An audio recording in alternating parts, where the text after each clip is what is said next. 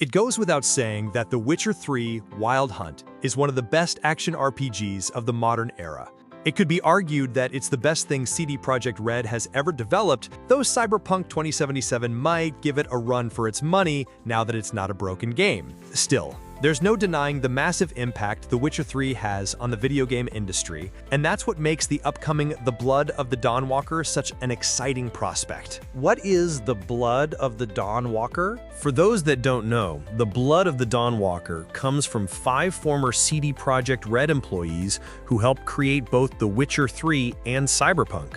Now, as the independent studio Rebel Wolves, they've developed The Blood of the Dawnwalker as their first title. After seeing an hour of gameplay at a recent preview event, I am pleased to note that this game looks exactly like what I was hoping for, an open-world Witcher-type experience, but with vampires. Before the live presentation began, Tomasz Tink, Chief Publisher Officer and co-owner of Rebel Wolves, described the game in the sort of funny way, calling it an open-world, dark fantasy, story-driven role-playing game set in Europe in the 14th century. Yes, that's a very wordy way of setting the table for the game, but it's also right on the money. Set in the mid-1300s, the game follows Cohen, a half-man, half-vampire hybrid, as he searches for his family in Carpathia, who were taken by a group of powerful vampires that wind up in control of the region's largest city, and the largest location on the map. He himself was afflicted with the vampire's curse during the attack, and now finds himself stuck between the worlds of human and vampire. What follows is an open-world adventure that surely won't be as large as a AAA game from a big-name studio like The Witcher 3 Wild Hunt. Given how impossibly suffocating massive open worlds can be when full of side quests and tasks that amount to nothing, that's all I want. An important component of The Blood of the Dawnwalker is how it uses time. You have 30 days to rescue your family, triggering the endgame. Each of your days is broken up into segments of time that you will advance through via questing. It's an interesting way to control game progression. Properly explaining it is going to take more than a quick passage, so make sure to check out our breakdown of Blood of the Dawnwalker's time system here. How vampirism does and does not work in The Blood of the Dawnwalker. While Blood of the Dawnwalker is a single game, there are a number of ways to play it. For context, as Cohen, when the sun is down, your vampiric powers activate. During the day, though, you're just a regular old human who must rely on your speed, fighting skills, and cleverness. Oh, and hexes.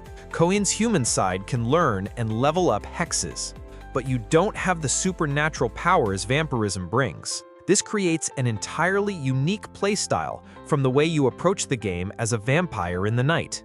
That's where your real powers come out. Sure, you can feast on people, rip out throats, teleport by turning into an army of flying bats, and even plane shift. Basically, in his vampire form, Cohen can jump onto any wall or ceiling and immediately reorient his base of gravity.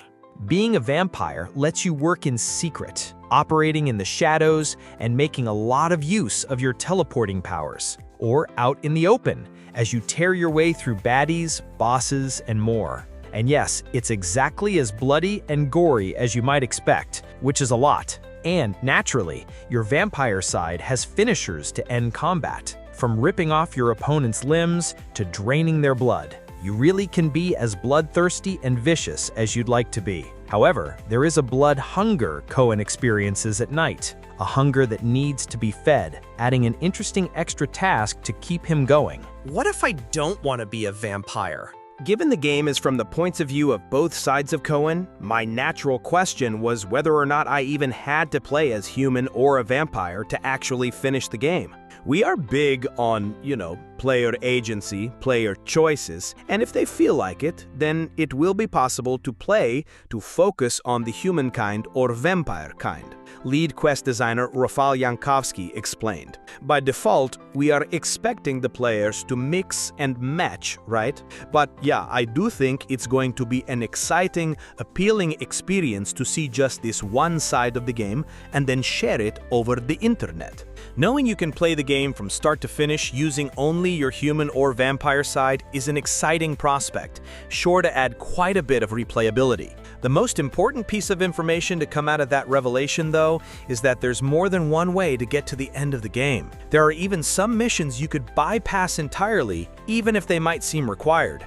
For instance, in the footage we viewed of a quest taking place in the largest city in the game, you enter a massive cathedral to learn about the vampires and blood cult that has overthrown the town. From there, you set off in search of a specific sword that was lost to time with its original owner. Your mission is to find its resting place and reclaim it for the fights ahead. Honestly, it feels a lot like a Link quest to find the Master Sword. The difference here is that you can still finish the game by skipping the quest. In fact, if you want, you could brute force your way through the game's final boss and rescue your family on day one if you'd like. Giving you open-ended journeys to get to the climax of the story felt very Fallout-coded to me. Imagine my surprise that it was one of the game's inspirations. Wait, how was Blood of the Dawnwalker inspired by the Fallout franchise? I love Fallout. It's potentially my favorite video game franchise of all time, and almost entirely due to my love of Fallout 3 and New Vegas. So when I heard Jankowski mention that the franchise was one of game director Konrad Tomaszkiewicz's inspirations for the new game,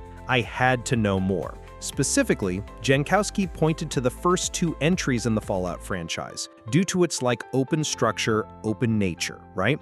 This is this kind of simple goal. Another inspiration that shouldn't be very surprising is Vampire the Masquerade. The tabletop RPG game debuted in 1991 and continues to be a wildly popular game with RPG fans. In the RPG, you play one of a number of different types of vampires existing in the real world and trying to survive in a vampire society that's not very welcoming. Of course, that makes me call into question the status of the video game Vampire the Masquerade Bloodlines 2. That title has been in development for a decade. It's currently slated for release on October 21, 2025. I want to be hopeful that I'll be playing it in 2 months' time, but I've been through many delayed releases. So while Blood of the Dawnwalker isn't out until sometime in 2026, it's at least a little possible we will get it before a new Vampire the Masquerade video game.